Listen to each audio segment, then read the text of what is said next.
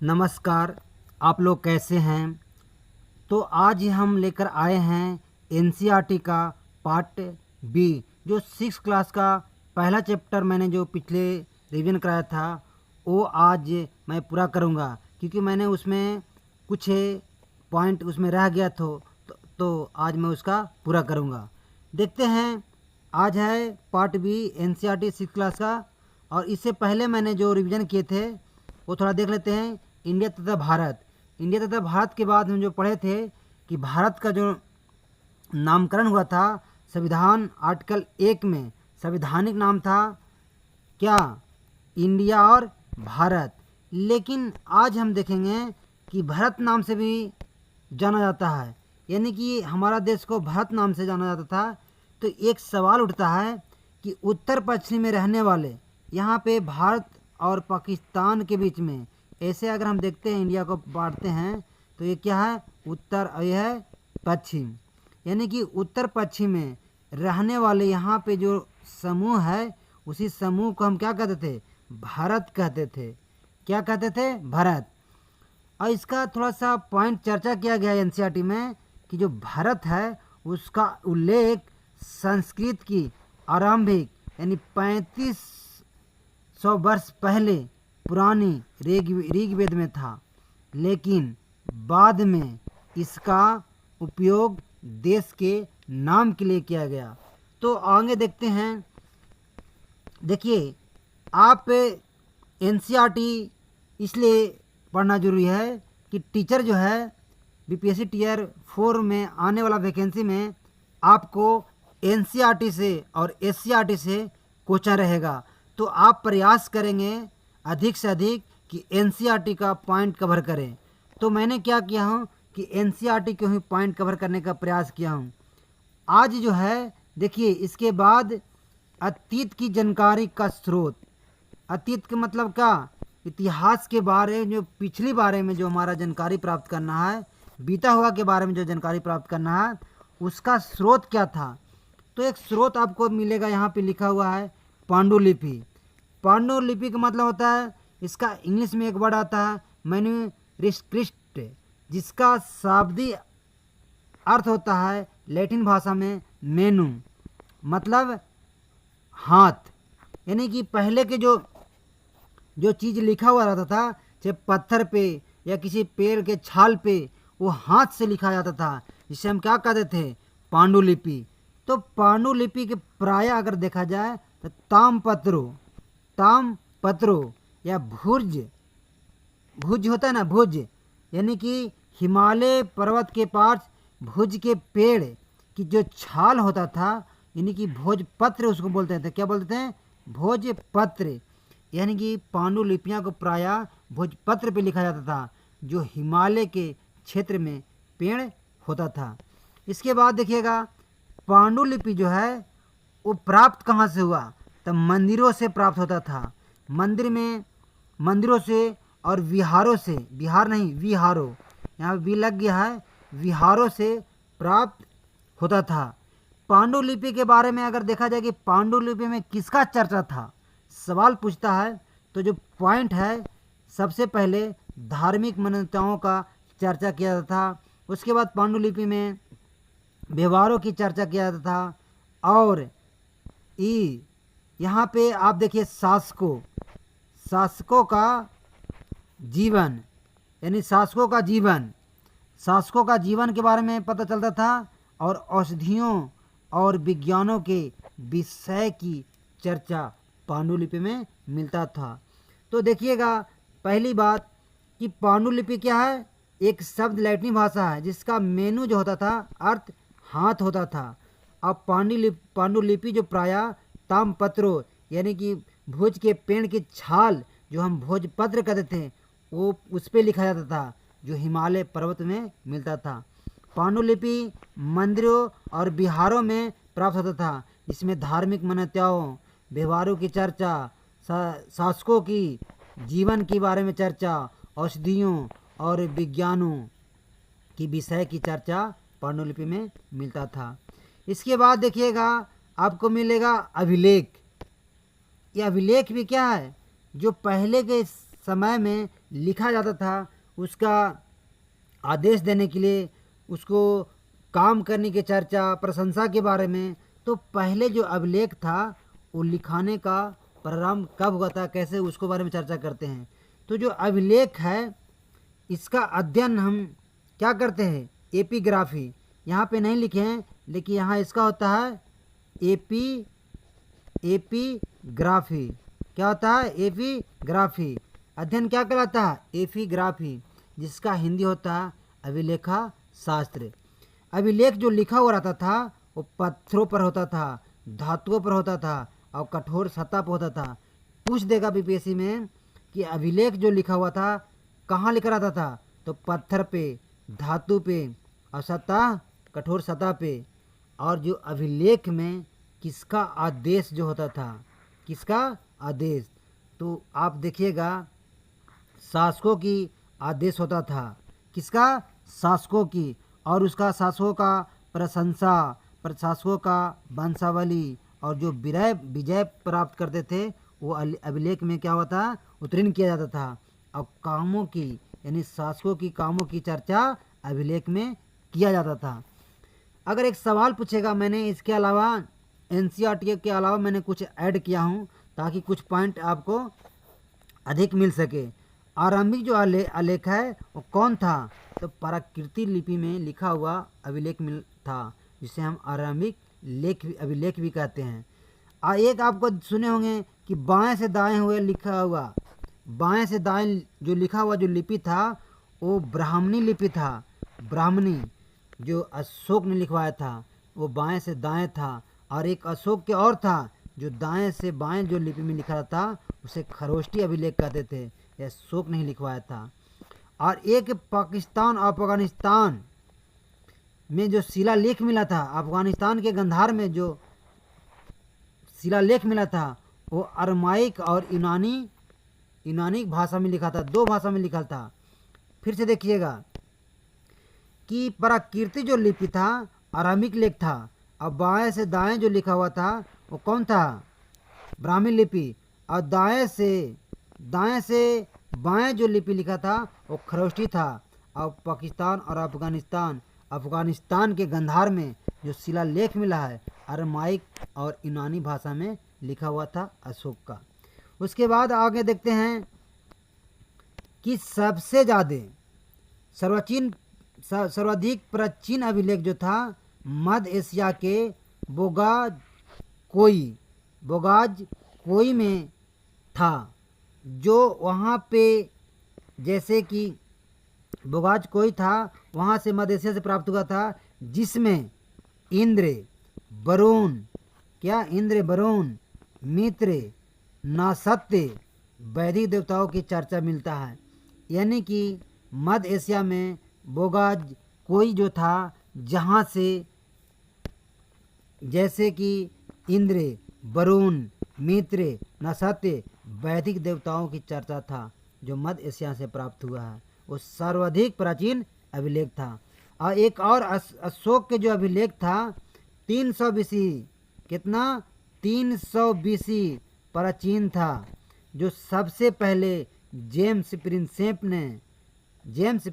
ने कब 1837 में सबसे पहले पढ़ा था, जेम्स प्रिंसेप। इसके बाद देखिए कुछ नोट्स मैंने किया था जो पिछली पॉइंट में रह गया था। तो ये है गंधार अफगानिस्तान में पड़ता है, और गंधार से एनसीईआरटी 6 क्लास में लिखा हुआ है 2250 वर्ष पुराना अशोक का अभिलेख यूनानी और अरमाइक दोनों भाषा में लिखा हुआ था। अरमाइक और किसमें, अरमाइक और यूनानी में दोनों भाषा में लिखा था। इसके बाद आगे देखते हैं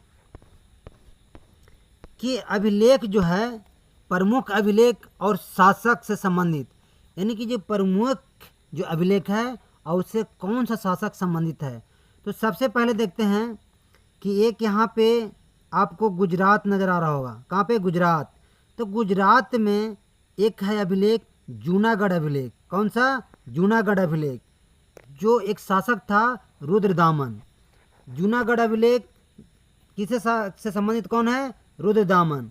उसके बाद देखिएगा यहाँ महाराष्ट्र में एक नासिक है, और नासिक में देखिएगा कौन नासिक अभिलेख था जो गौतम बल श्री ने से संबंधित है। कौन? गौतम बल श्री से संबंधित है। उसके बाद देखिएगा कि ग्वालियर एमपी में पड़ता है। ग्वालियर जो अभिलेख था वो देखिएगा कौन सा, यह है ग्वालियर अभिलेख। और ग्वालियर अभिलेख जो शासक जो था संबंधित वो प्रतिहार नरेश भोज। इसके बाद देखिएगा यहाँ प्रयागराज से खाली जोड़ दिया हूँ कि प्रयाग स्तंभ जो अभिलेख है किस शासक से संबंधित है, तो समुद्रगुप्त से। इसके बाद मध्य भारत के मंदसौर अभिलेख, इसका मतलब कि मालवा नरेश का यशोवर्धन जो था मंदसौर अभिलेख से संबंधित है। फिर से समझिएगा, यहाँ पे दिया हुआ है मालवा का पठार है और यहाँ पे मंदसौर अभिलेख है, तो मैंने क्या किया हूँ कि मालवा और नरेश यशोवर्धन से संबंधित था, इसलिए मैंने यहाँ पे मालवा से जोड़ दिया हूँ। उसके बाद देखिएगा पुश्ता भिवियाई है, यहाँ उड़ीसा में यहाँ कलिंग है, और कलिंग का राजा खरबेल ने हाथी गुफा अभिलेख का उत्तीर्ण करवाया था। उसी प्रकार से एक भिवियाई क्वेश्चन पूछेगा कि देवपारा अभिलेख, देव माने देवी, तो देवपारा अभिलेख और किससे राजा से संबंधित है? ये बंगाल का शासक था विजय सेन। क्या था? विजय सेन। इस प्रकार से फिर से एक बात देखिएगा कि यहाँ गुजरात में जूनागढ़ अभिलेख किस शासक से संबंधित है? तो जूनागढ़ अभिलेख रुद्रदामन से। यह नासिक जो अभिलेख है किस शासक से संबंधित है? तो गौतमी बल श्री से। यहाँ ग्वालियर जो अभिलेख है किस शासक से संबंधित है? तो आप देखिएगा यहाँ पे प्रतिहार नरेश भोज शासक से संबंधित है। जबकि प्रयाग स्तंभ किससे संबंधित है? समुद्रगुप्त से। और एक पूछेगा मंदसौर अभिलेख, तो किससे? मालवा के नरेश यशोवर्धन से संबंधित है। जबकि हाथी गुफा अभिलेख कलिंग के राजा खारवेल से संबंधित है, और देवपारा अभिलेख जो है बंगाल के शासक विजय सेन से संबंधित है। और आगे हम देखते हैं कि पुरातात्विक साक्ष्य क्या है? पुरातात्विक साक्ष्य। देखिए पुरातात्विक साक्ष्य क्या है कि अतीत के बारे में बताती है कि अतीत में कोई वस्तु था उसे हम प्राप्त करते हैं। ये जो क्या है वस्तु है जो पुराने के बारे में बताता है कि पहले अतीत में बनी वस्तुओं क्या बताता है। तो ये अतीत में बनी वस्तुओं और वस्तुओं को जो प्रयोग किया जाता था, अब ये क्या है? अतीत में बनी वस्तु और जो वस्तुओं का प्रयोग किया था वो दोनों के अध्ययन जो करता था उस व्यक्ति को कहते थे पुरातात्विक विद कहते थे। फिर से यहाँ पे थोड़ा समझिएगा कि ये क्या है पुरातात्विक साक्ष्य। और पुरातात्विक साक्ष्य में अतीत में बनी वस्तु जो पहले बना हुआ है वस्तु और वस्तु को प्रयोग किया गया, उन दोनों को जो अध्ययन करता था उसे पुरातात्विक विद कहते हैं। उसे क्या कहते हैं? पुरातात्विक विद। यानी कि पुरातात्विक विद जो था, जो पत्थर ईंट से बनी इमारतें के अवशेष, चित्र, मूर्तियाँ, ये सभी का अध्ययन करता था। क्या करता था? अध्ययन करता था। क्या करता है? अध्ययन करता है। और जो अध्ययन करता था और वे औजार, हथियार, बर्तन, आभूषण, सिक्कों की प्राप्ति के लिए खुदाई करता था ताकि हमारा पुरातात्विक साक्ष्य मिल सके। उसमें एक पॉइंट लिखा हुआ है कि पुरातात्विक जो विद था वो हड्डियों की खोज करता था। तो उसमें 3 जानवरों का नाम लिखा हुआ, 3 चीज़ का नाम लिखा हुआ। एक जानवरों की हड्डी, चिड़िया की हड्डी और मछलियों की हड्डी की खोज किया था। इतना NCERT 6 क्लास की पहला चैप्टर में बताया गया है। इसके बाद देखिएगा कि कुछ चीज़ें जो इसमें दिया गया है पुरातात्विक विद की सहायता। पुरातात्विक विद की सहायता जो है ये क्या है? पुरातात्विक विद की सहायता शिकारी, मछुआरे, कृषक और पशुपालक की जीवन की जानकारी मिलता है। कहीं पूछ देगा कि पुरातात्विक विधि की जो सहायता, उससे हमको क्या मिला, तो मिला कि शिकारी, मछुआरे, कृषक और पशुपालन की जीवन की जानकारी हमें पुरातात्विक विधि की सहायता से मिला। इसके बाद आगे देखते हैं, एक बहुत वीवीआई क्वेश्चन पूछता है कि एनसीईआरटी में कि इतिहास की तिथियां क्या थी। इतिहास की तिथियां, तो सबसे पहले पूछेगा इतिहास की तिथियां कि बीसी क्या होता है।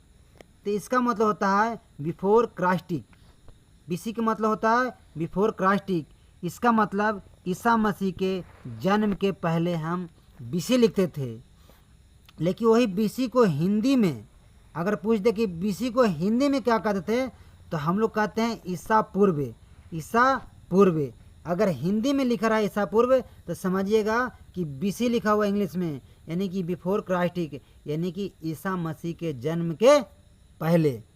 इसके बाद कहीं कहीं आप बीसी के जगह पे BCE देखिएगा, यानी कि बिफोर कॉमन एरा।